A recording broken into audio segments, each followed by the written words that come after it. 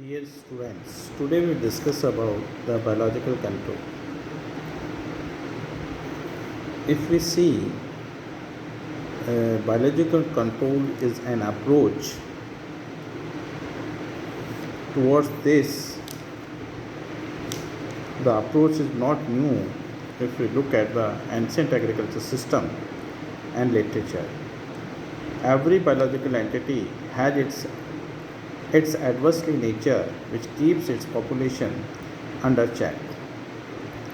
अगर हम देखें तो बायोलॉजिकल कंट्रोल कोई नई विधा नहीं है, बल्कि ये पुराना ही एक पद्धति है जिसमें हम देखें कि ज़्यादातर हर जीव जो होता है जब वो प्रकृति में पाया जाता है तो वो दूसरी जो जीव वहाँ मौजूद है उसके प्रभाव को नियंत्रित रखने का प्रयास करता है और इसी पे ही ये सारा सिस्टम डिपेंड करता है. Every biological entity has its adversely nature which keeps the population under check.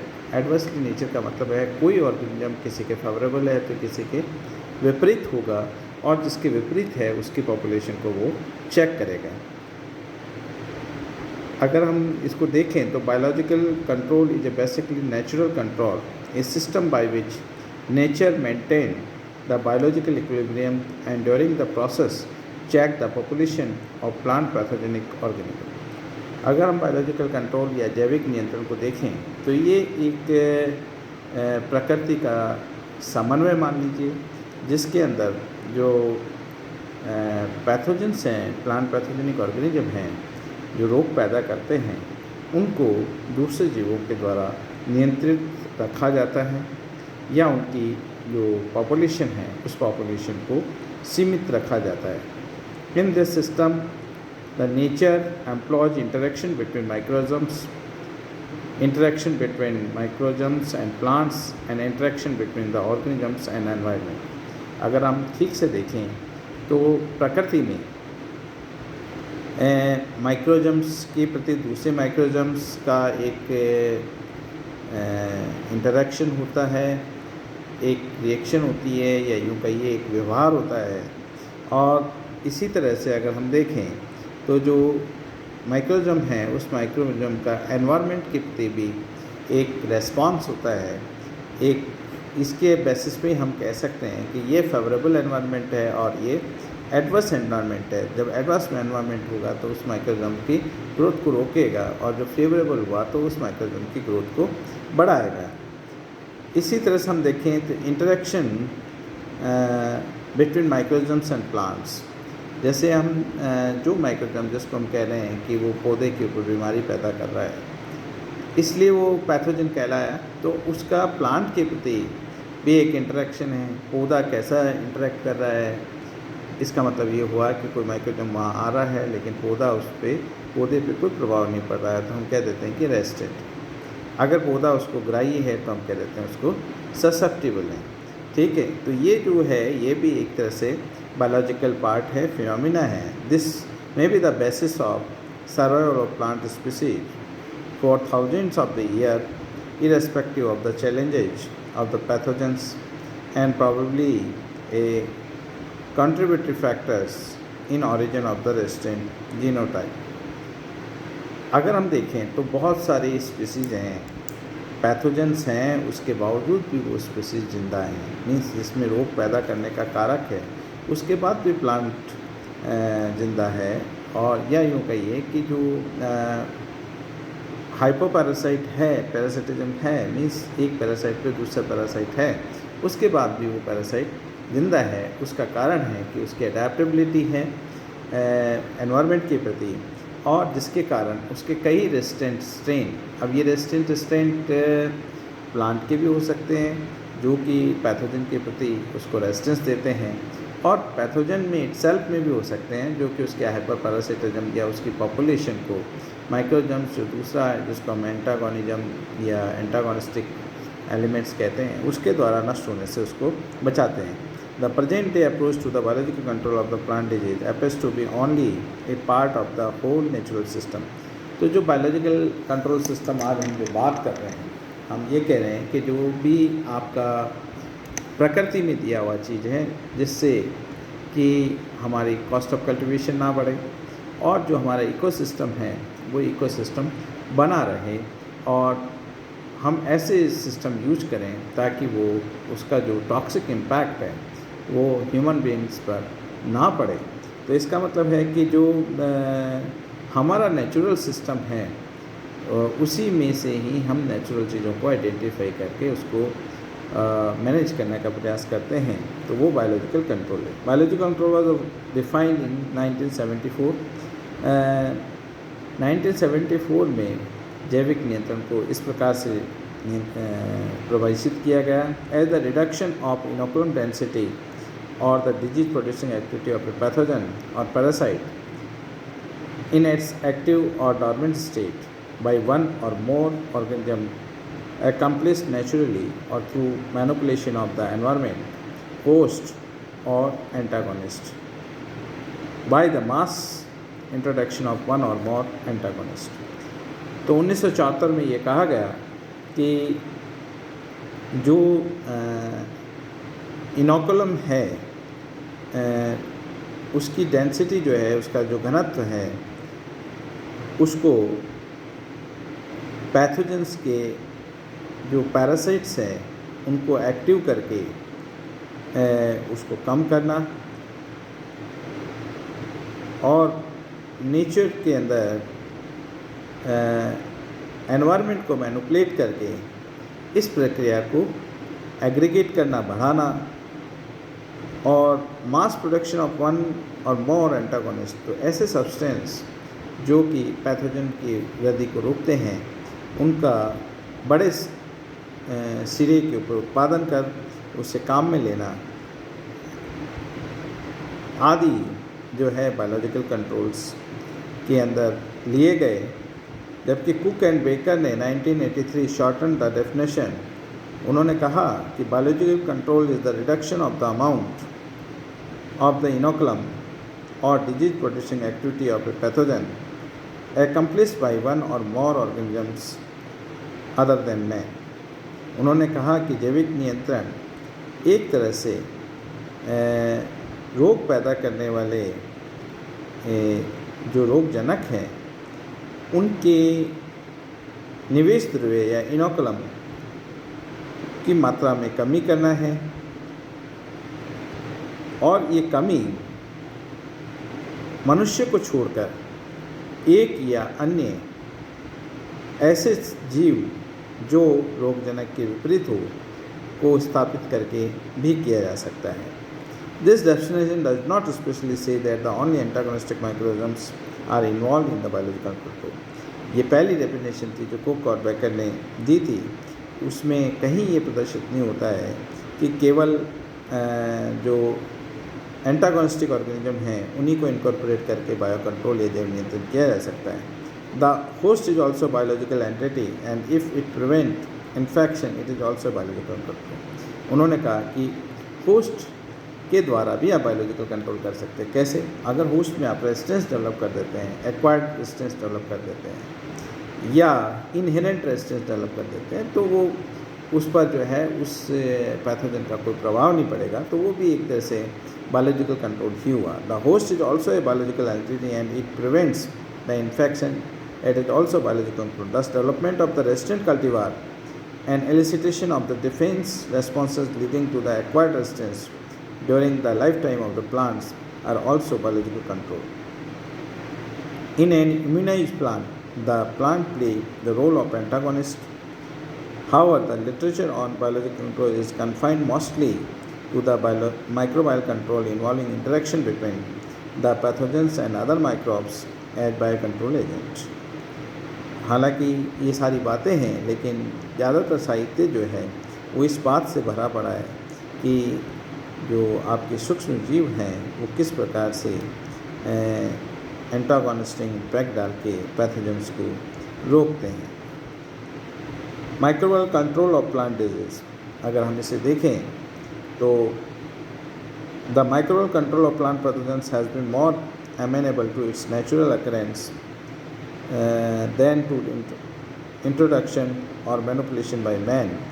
Mass, unless the antagonist belongs to the same niches as the pathogens. The entities involved in the biological controls are avirulent or hypovirulent individuals, population within the pathogenic species itself.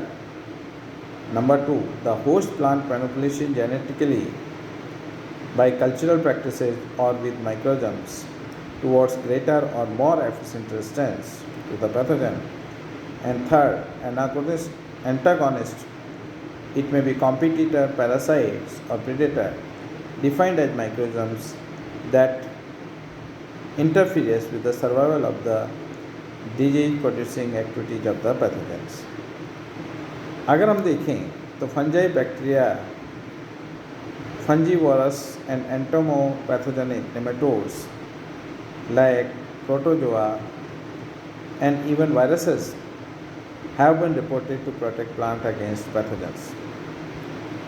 Most such agents of biological controls are saprophytic in nature. Some bacterial examples, Pasturia, are obligate parasite of nematodes. Number 2, the saprophytic fungi and bacteria can be cultivated on artificial substance and mass multiplied. Such substrate may be farmyard manure, crop residues, oil cakes, coir, etc. The obligate parasites are multiplied on the living plant inoculated with the pathogen infested with the biological control. Mechanism of pathogen oblique disease suppression by microbial agents includes pathogens को रोकने और दबाने के लिए जो प्रक्रियाएं mainly अपनाई जाती है उनमें ये प्रक्रियाएं मेन है। एक, competition with the pathogens for available resources, space and nutrition.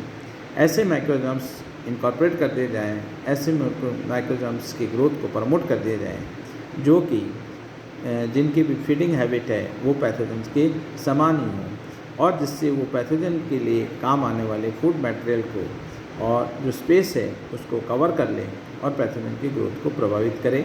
ये पहला प्रिंसिपल है। दूसरा, antagonism that includes antibiosis, role of microbial metabolites, antibiotics. इसमें ये हुआ कि जो प्रतिजैविकता है या ऐसे तत्वों को, ऐसे ऑर्गेनिजम्स को इनकॉर्पोरेट किया जाए जिसकी की एक्टिविटी प्रतिजैविक हो, एंटागोनिस्टिक हो और वो इस प्रक्रिया को करने के लिए या तो इस तरह के कोई केमिकल्स रिलीज कर रहा है या उसकी वृद्धि को रोक रहा है।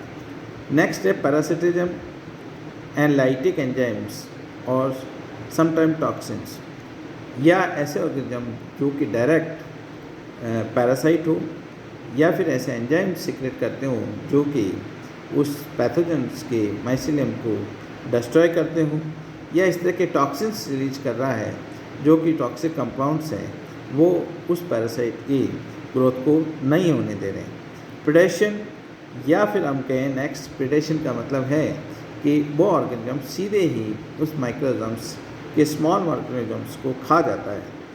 प्लांट ग्रोथ प्रमोशन, इसमें ये है कि हम माइक्रोऑर्गेनिज्म्स की जो ग्रोथ है वो इतनी फास्ट हो जाती है कि वो उसको कवर अप नहीं कर जाता जिससे कि उसके ऊपर उसका प्रभाव नहीं पड़ता है।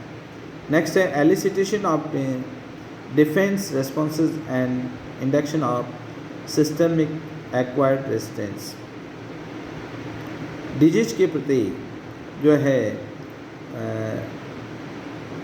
आपका जो पौधा है उस पौधे में ऐसा प्रतिरोधकता या यूँ कहिए सिस्टमिक प्रतिरोधकता डेवलप हो जाए जिससे कि उस पर कोई प्रभाव ना पड़े। Suppression of toxins production by the pathogen, या यूँ कहें कि जो पैथोजेंस हैं उसके द्वारा जो टॉक्सिक कंपाउंड्स बनते हैं पौधों के अगेंस्ट, उनको, उनकी वृद्धि को या उनकी ग्रोथ को रोक देते हैं ताकि पौधे स्वस्थ बने रहें।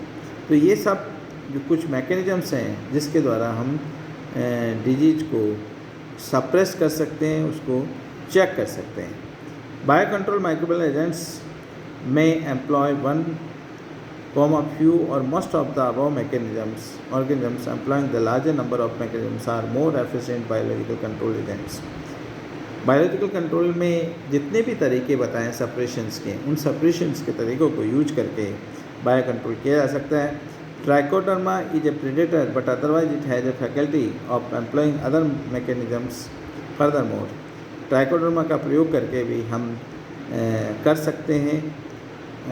Trichoderma species are compatible with many fungicide and are tolerant to biofumigations with crucifer residues और seed meal amendment.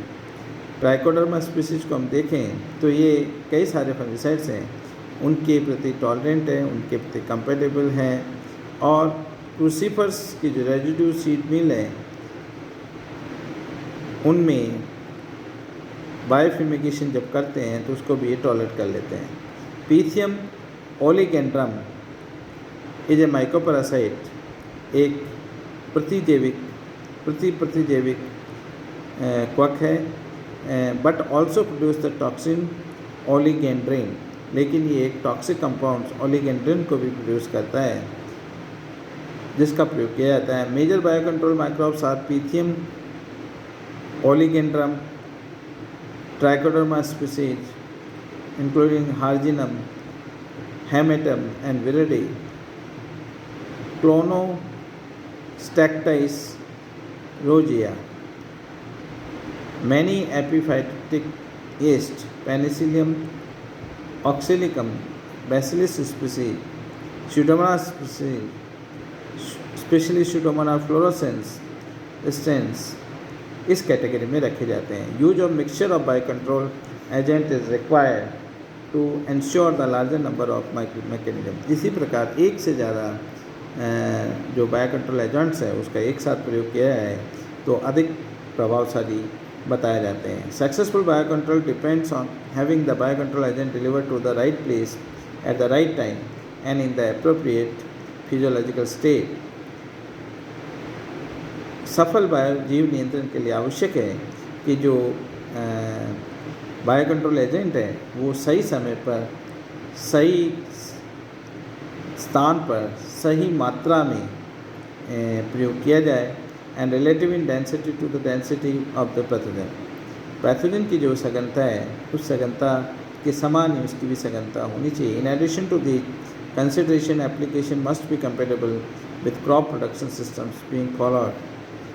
There are 3 approaches to microbial control of the plant pathogens: biological control of the inoculum, biological protection of the plant surface, and cross protection or induced resistance in the pathogen. Biological control of inoculum के प्रतिजीविक की मात्रा को, या यूँ कहिए कि निवेश द्रव्य की मात्रा को रोकने के लिए निम्नलिखित स्टेप उठाए जाते हैं। Destruction of inoculum by parasite and predation, जो भी आपका निवेश द्रव्य है उसको पैरासाइट, परजीवी या प्रेडेटर के द्वारा नष्ट कर दिया जाए। Prevention of formation of inoculum, या जो भी पैथोजन है उस पैथोजन को उसका निवेश द्रव्य को मल्टीप्लाई करके उसको बिल्डअप करने से रोका जाए। नेक्स्ट है weakening and displacement of the pathogen from the food basis, and fourth is reduction of vigor and virulence of the pathogen by such agents as mycoviruses।